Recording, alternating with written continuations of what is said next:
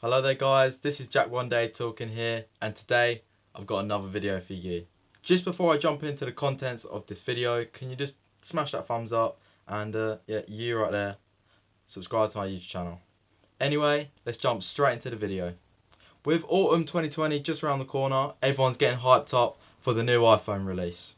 But you're probably wondering, when's the release date for the iPhone? What's it going to be called? What's the price? And what's like the specs? What's new? Why should I get it? So in this video I'm going to try and hit every feature and all them specs that are rumoured online for you. Let's go. So we are a few weeks away from the launch of 2020 iPhones, which are expected in September or October 2020. We're expecting the 2020 iPhones to be called the iPhone 12 and the iPhone 12 Pro, if Apple follows the same naming scheme they used in 2019 for the iPhone lineup. Rumours suggest there's going to be a 6.7 inch iPhone and also a 6.1 inch model, which will be for the higher end devices, so the Pros, with triple lens cameras, while the 5.4 and 6.1 inch models for the lower end iPhones, so just the iPhone 12, will have the dual lens cameras and more affordable price tag. All iPhones in 2020 are expected to feature the OLED screens with the display technology, regardless of the price. We expect a 120Hz ProMotion refresh rate, which could be included in some of the higher end models, though that's not guaranteed due to the battery life constraints, and Apple could wait until 2021 to add that feature. To make this easier, let's break down the specs into specific categories. So fasten up that seatbelt and make sure you grab that popcorn. So I've got the first category down as size options. Rumours suggest Apple will offer 4 iPhones with 3 different sizes, with Apple introducing new sizes for the first time in a few years. So far, rumours indicate we'll see a 5.4 inch iPhone and a 6.7 inch iPhone and 2 6.1 inch iPhones. 5.4 inches is smaller than the current iPhone 11 Pro, while 6.7 inches is bigger than the current iPhone 11 Pro Max. Rumours suggest the 5.4 inch device will be close to an identical size of an iPhone 8. I think the 5.4 inch device looks perfect for one-hand use. Comment down below if you agree. We got the same impression last year when Max Rugbird, a Swedish graphic designer, created a concept illustration of how the new 5.4 inch size might look. Here's the tweet. A 6.1 inch model and a 6.7 inch model will be the higher end Pro iPhones, while the other 6.1 inch iPhone and the 5.4 inch iPhone will be the lower end models, just the iPhone 12. Like mentioned at the start, the higher end iPhones, the Pros, will feature the new camera systems with the triple lens setup, while the lower end will have just dual lens camera setup on the rear of the phone. We'll go specifically more into the camera setup later on in the video. Anyway, jumping into the next category, which is design. The 2020 iPhones will feature an overhauled design with a metal frame that's similar to the frame of the iPhone 4, if anyone remembers. Apple analyst Ming-Ching Q, let me know if I said that wrong, says that the new iPhones will use a more complex segmentation design and new trenching and injection molding procedures. The overall design will pretty much resemble the iPhone 4 and the newest iPad Pro, with the squared edge stainless steel frame and the 2 glass panels at the front and back. So basically, the new iPhone will feature a stainless steel frame, which will replace the current rounded stainless steel frame. But the iPhones will continue to use the front and back glass for the body of the device. It's been rumoured that the iPhone 12 might not have a lightning port and it could all be USB-C. However, that's very unlikely, and they're most likely just going to stick with the lightning port and continue using that, and then probably at a later time swapping over to USB-C, but definitely not this year. So here's some quick pointers on the design. There will be bezels that are 0.9mm thinner than the 11 Pro Max. There'll be a larger screen available, 6.7 inch compared to a 6.5 inch. The chassis will be thinner, so it'll be 7.4mm compared to 8.1mm. It's been rumoured that the notch could be potentially smaller. However, that's very unlikely this year because of all the whole front facing cameras, sensors that needs to be in there. However, it might look slightly smaller due to that thinner bezel. There'll be a LiDAR sensor, forms 4th element in the square camera array, which we'll be getting into a little bit more about in the camera setup later in the video. There'll be a thicker antenna lines at the side for the 5G connectivity, which we'll go more into later on as well. The SIM tray will be relocated to the left side of the device, There may actually be a smart connector like input on the right side of the device, which may actually be an antenna. We don't know. These are just like rumoured pictures floating around on the internet. There should be one less speaker hole on the right side of the speaker grill, and the power button should be slightly lower. So news regarding the notch. In the video released near the end of August, John Prosper claimed to have evidence confirming that the notch will remain the same size, although he softened the blow by saying that it seems smaller because the smaller screen bezels, like I said earlier. The notch contains important sensors, those for like Face ID for example, and obviously removing that would raise design problems of course. Apple may go for a punch hole design like Samsung did, but that itself is a compromise. But we feel that would be the worst for both worlds, and I feel like getting rid of that notch is kind of getting rid of like an iconic piece of design. They should probably just get rid of that notch when they can get rid of it completely and not even have the punch hole, which kind of looks ridiculous in my opinion. Colour choices. So what I mean by this is, what colours are the iPhone 12 going to be in? So the iPhone 11 Pro and Pro Max come in silver, gold, space grey and a midnight green colour. And the iPhone 11 was available in white, black, green, yellow, purple and red. That is a lot of choices, but what do we expect from the late 2020 generation? The plain iPhone 12 will follow the iPhone 11 in the main, but Apple will probably tweak the offering between like the most popular sort of colours that were sold last year. Multiple rumours were suggested that the iPhone 12 Pro model will come in a new navy blue finish, which we haven't seen before, which will probably replace the midnight green colour that was introduced as an option with the iPhone 11 Pro.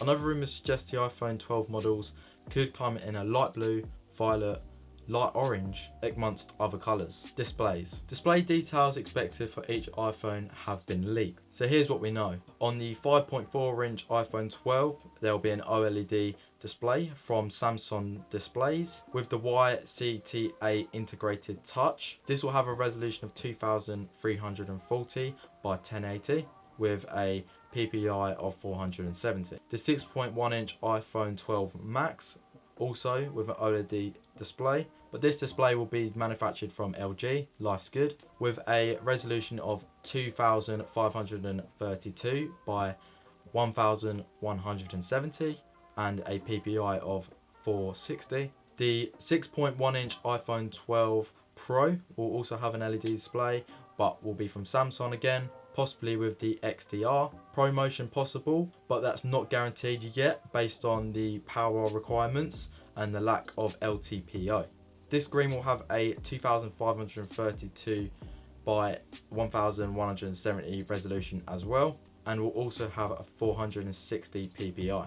Lastly, the 6.7 inch iPhone 12 Pro Max with an OLED display from Samsung with the YOCTA support, and possibly with again XDR. ProMotion possible again, but as I said, not guaranteed because of the power requirements and the lack of LTPO. This has a resolution of 2778 by 1284 and a PPI of 458, so slightly lower. Here's a quick snapshot of how this compares to the current lineup. So talking a little bit more about the ProMotion technology, some rumours suggest that Apple is considering a 120Hz ProMotion display for the higher end iPhone Pro. A ProMotion iPhone could work similarly to the ProMotion iPad Pro, which dynamically adjusts the display to the movement of the content on the screen for fluid scrolling, greater responsive and smoother motions. The iPad display refresh rate changes based on what's being viewed or to conserve battery life, which I think is great. If you are watching like a movie or playing a game, for example, the refresh rate may be at 120Hz, but if you are reading like a website page or looking at a photo, you don't really need 120Hz refresh rate, so the frame rate will lower automatically. So we can see the iPhone with 120Hz refresh rate working similar. Now getting on to the good stuff. The camera. Apple made major changes to the rear camera system in 2019 on the iPhone lineup, with the new triple lens camera setup on the iPhone 11 Pro and Pro Max, and in 2020 may bring even more camera improvements. Rumours suggest that at least one of the new iPhone models coming in 2020 will feature a 3D camera.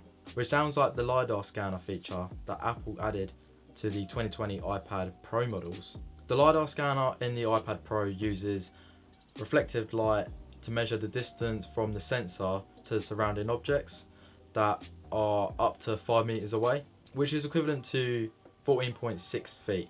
It works indoors and outdoors and is essentially able to map the environment around you at a photon level at nanosecond speeds. Apple could also include new camera modes on the higher end iPhone 12 models, allowing them to shoot 4K at 120 or even 240 frames per second.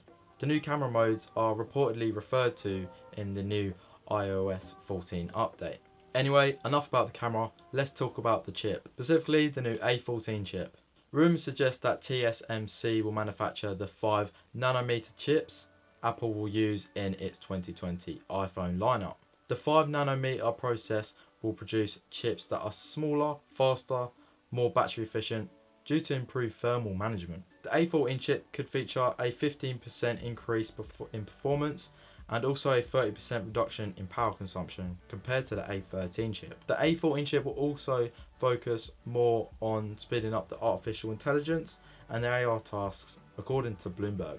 Let's talk about RAM. Barclay analyst Blaine Curtis believes the iPhone 12 Pro models will feature 6GB of RAM, while the iPhone 12 will just have 4GB of RAM, which is also being echoed by leaker Love to Dream. UBS analysts also believe this too. Sorry if the camera quality keeps changing, I'm losing a lot of light here, so it's a race against time. Anyway, let's continue. Touch ID. So to offer Touch ID on the iPhone 12, Apple would need to embed the sensor somewhere other than in the home button. It could go under the glass screen, reaching the stage of technology development where this has become basically logically feasible, as Samsung does it already. Indeed, the Chinese language site Economic Daily News believes Apple will be ready to deploy an under-display finger sensor in its late 2020 handsets. Based on the Qualcomm's ultrasonic scanning tech, Qualcomm already supplies this technology for use in the Samsung phones, like I said. So the capabilities are there. However, the site claims that this will probably be a second gen version that's faster and has a longer range. So we probably won't expect this in this year's iPhone, but we might expect it in maybe an S version in 2021. So let's talk about the all new 5G. In 2020, Apple plans to transition back to the Qualcomm modem chips instead of the Intel chips, using the Qualcomm's 5G technology in its iPhones. Qualcomm and Apple were previously involved in a bitter legal battle, but managed to settle their disagreements in April of 2019. All of the iPhones expected in 2020 will use 5G technology, according to the Apple analyst Ming-Ching Chu. Correct me down below again if I've said it wrong. All 4 iPhones will feature the Qualcomm's X55 5G modem chips. The X55 chip offers 7 gigabit peak download speed and also a 3 gigabit upload speed. Though these numbers are theoretical maximums and the actual speeds will depend on their carrier network, the chip is the Qualcomm's first 5G chip that supports all major frequency bands, operational modes and network deployments. The battery.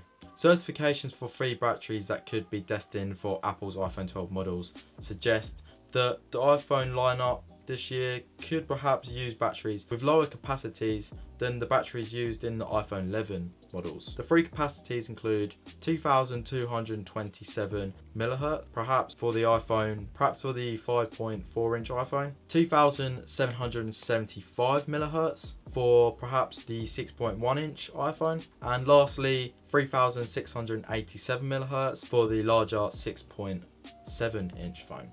A separate filling for a 2515 mAh battery suggests that the higher end 6.1 inch model could perhaps have a slightly larger battery. So to compare that to the iPhone 11 Pro, which has a 3046 mAh battery, and the iPhone 11 Pro Max, which has a 3969 mAh battery, which is very good, and the iPhone 11, which just has a 3110 mAh battery, which is still very good.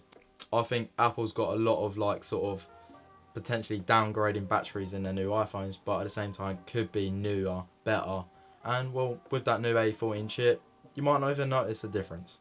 So the next category is what's in the box. So what I mean by this is what's in the packaging when you get the iPhone. There's been lots of rumours of this changing this year, which I think is a great idea. So there's going to be no power adapter. So the upcoming iPhone 12 models might not ship with a power adapter in the box, according to the TF International Securities Analyst, Barclays Analyst, and other reports. Apple may be planning to nick the adapter from the box in order to cut down the price of the iPhone 12 production costs, because of obviously the support for 5G, which is expensive. And Apple will instead release the new USB-C 20-watt power adapter as an optional accessory for the existing iPhones, which can be purchased separately. It just makes sense because a lot of people already have them adapters in their home already, so shipping it in the box, people just have loads and loads and loads lying about. It kind of saves money, people don't want loads of duplicates, and it reduces logistics. Like the boxes should be thinner, so they could probably stack many more in the vans for delivery. There's rumoured that there won't be any earpods as well, so Apple iPhone 12 models may not come with the wired earpods, which has always been included in the box. Again, that's according to the Apple analyst Ming-Chong Chu. Chu says that Apple may leave out the earpods to drive demand for its AirPods, so it will also cut down the iPhone 12 costs. And I agree with this again because I myself have a pair of AirPods, so having them AirPods in the box doesn't really make a difference for me.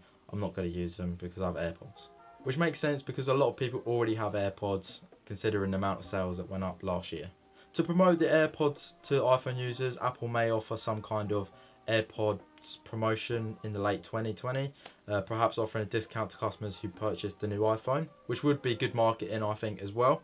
So to conclude, what you'll find in the box is literally the iPhone 12, a braided lightning cable, which is lightning to the USB-C cable. It can come in either white or black finishes, and also some stickers and your little manual you usually get. Storage space. YouTuber John Prosper suggests that the iPhone 12 lineup will start with the 128GB models, which means that the 128GB of storage is minimum across the board. Another leaker, though, has said that there are probably going to be the two lower end models which start at 64GB, which makes sense as well, considering they're the people that probably want to stick to their budget, probably want to splash out on more memory. And in the higher end models having a start storage of 128GB, which makes sense. Anyway, that was short and sweet. Let's move on to the prices. So here's a quick snapshot on screen of what the prices can look like. So it's rumoured that the iPhone 12 128GB one will come in at £679. The iPhone 12 256GB at £779. The iPhone 12 Max 128GB at £789. The iPhone 12 Max at 256GB for £889. The iPhone 12 Pro should be coming in at £1,049. That's for the 128GB version. For the 256GB version, that would be an extra £100, so £1,149. For the 512GB version, that would be £1,349. Then moving over to the iPhone 12 Pro Max at 128GB, that would be coming in at £1,149. Moving up to £1,249 for the 256GB version. And lastly, for the 512GB model, that will come out £1,449. So the last thing to talk about in this video today is when will the new iPhone come out? Like when do we expect it to be launching? Like when do we see the press event?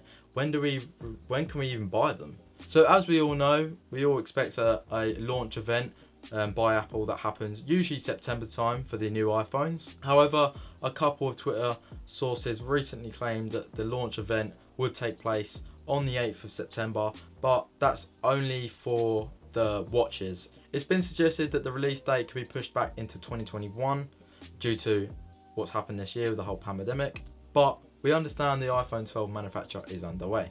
So instead, October seems like it's most likely to be the month, according to John Prosper. He also said the iPhone 12 be unveiled in the week commencing of 12th of October. So only a few weeks later than the expected late September day. In terms of on sale dates, Prosper subscribes to the current popular theory that Apple is going to deal with production bottlenecks by splitting the iPhone 12 launch into like two. So it will release the 6.1 inch models, which will be the 12 Max and also the 12 Pro versions. They will come out first, and then after will be the 5.4 inch model, which is the iPhone 12, and then also the 6.7 inch model, which is the iPhone 12 Pro Max. This is because the first two would be based on the same OLED screen, so it'd be like a lot more ease for some of the pressure on the Apple manufacturer partners, which makes sense as well. So probably expect a small delay in pre-ordering your iPhone 12s, and depending on which one, maybe a little bit longer delay. That's now all the points hit. Just to conclude, here's some key points. There's going to be no earpods or charger in the box. There is a new physical design, which is similar to the iPhone 4 and the newest iPad Pro. There will be a 5.4 inch, a 6.7 and a 6.1 size device. There will be triple lens 3D camera on the Pro versions. All the displays will be OLED and also all 5G connectivity. They'll all come with the A14 chip, and the starting price is $649. Anyway guys, I hope you've enjoyed this video. Like I said at the start of the video, make sure you smash the thumbs up down below. Got any questions, comment down below, and make sure you subscribe to my YouTube channel because you know you want to. I'll be really interested if you've got any feedback, and if you want to see more videos like this on my channel, comment it down below as well. Anyway, make sure you go and check out my other videos, and I'll see you in the next one. Peace.